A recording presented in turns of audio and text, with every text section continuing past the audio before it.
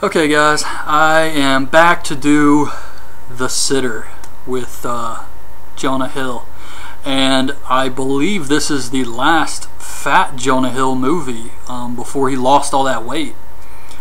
And I kind of prefer the fat version from Superbad and all those movies, and I didn't really know how skinny Jonah Hill would work with his roles, but I hear 21 Jump Street is good. It looks funny to me. I didn't go see it, but I'm definitely going to watch it when it's out on DVD.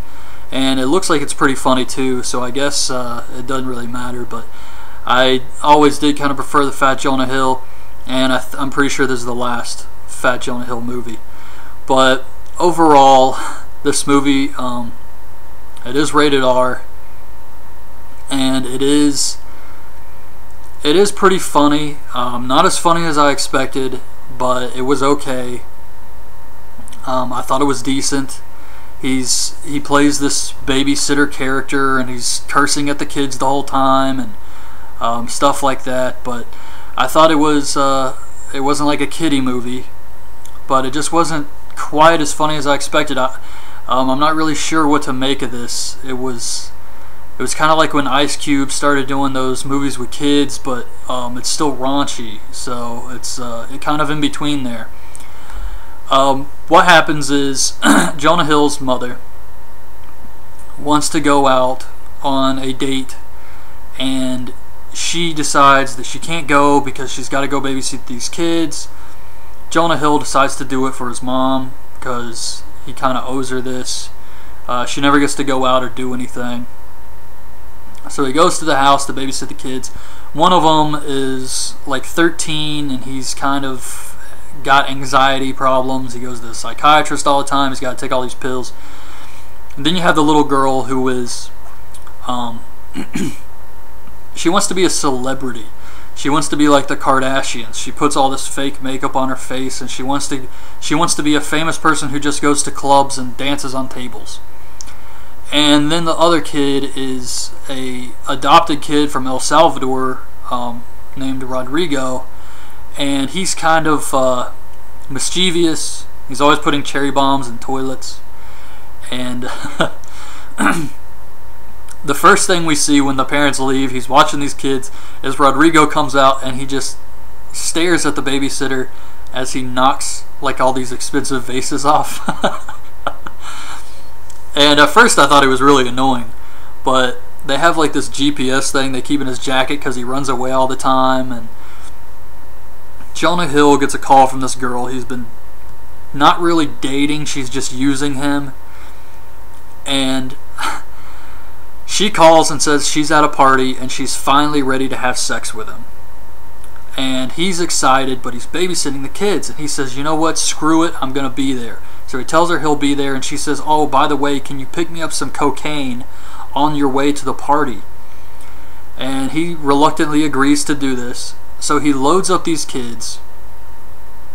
The parents told him he's not allowed to use the cars, but he loads them up into the minivan, and they go to get cocaine. Some other crazy stuff happens along the way, but they get to the cocaine guy. This dude was really funny, and he's surrounded by bodybuilders, and it's just him and all these bodybuilders. And Rodrigo comes into the drug guy's house while Jonah Hill's in there getting the cocaine, and he says he's got to use the bathroom. Well, while he's in the bathroom, he steals this dinosaur egg that they used to keep all their cocaine, and Jonah Hill's like, after they leave, he's like, what are you doing with that? And he tries to grab it from the kid. Of course it breaks and all the cocaine goes everywhere. And then he gets a phone call from the drug dealer saying, something's missing from my house. I either want the drugs back or I want the money back. And I'm really pissed off because I just tried to add you as a friend on Facebook. And he goes through this whole thing. He's like, you're my 8th best friend. Now I got to find a new 8th best friend. So now Jonah Hill's got to get the money to pay the drug dealer back or he's going to kill him. So he's got these kids, and he's got to go around trying to find money. They bust a bar mitzvah party, and he steals some checks, but the drug dealer doesn't want the checks, so he says, go get the money. He gives him another chance. He goes to see his dad, who he hasn't seen in years, who never paid child support, and he tries to get the money from his dad, but his dad's a real dick. He won't help him at all. He only cares about his new son. But his dad owns a jewelry store, so Jonah Hill goes and breaks into the jewelry store and steals all these diamonds. But then he gets busted by the police, and the cops find out that he's got these diamonds. So instead of arresting him, they just steal the diamonds and leave. Meanwhile, his girlfriend is calling him saying, "Hey, where's the cocaine?" And just really annoying. The minivan gets stolen. He steals one of his dad's cars then, and he meets this girl he went to school with, who's actually a nice girl who really likes him, but he's so focused on getting to the bad girlfriend, like he doesn't see it. And eventually he runs into the drug dealer. He goes to the party, he meets the girlfriend, and she's wondering who all these kids are.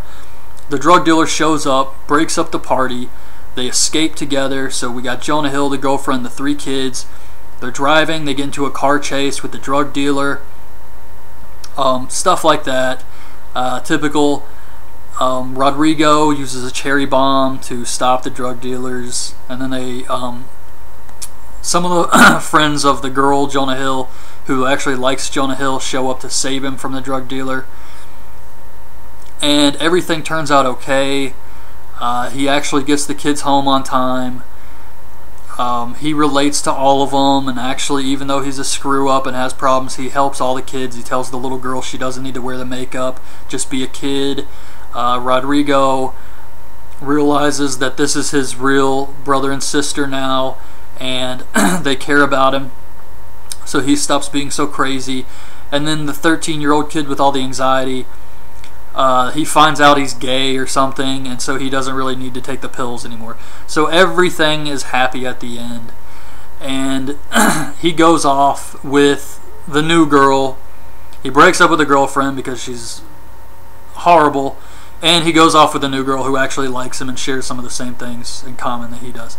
So everything ends up happy, typical happy ending. And that was it, really. That was The Sitter. And like I said, it was an okay movie. It definitely has some funny parts in it, but I expected a little bit more out of this one, and I felt like it didn't really deliver all the way. Didn't live up to its potential. So if you can watch this movie, I would probably check it out, because I get my movies from Redbox and they're $1. So you could probably check it out, and I think you will enjoy it.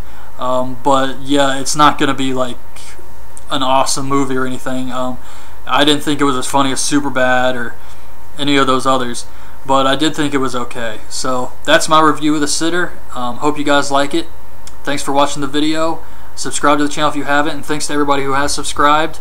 And I'll be back soon with another movie review. So thanks for watching. Bye.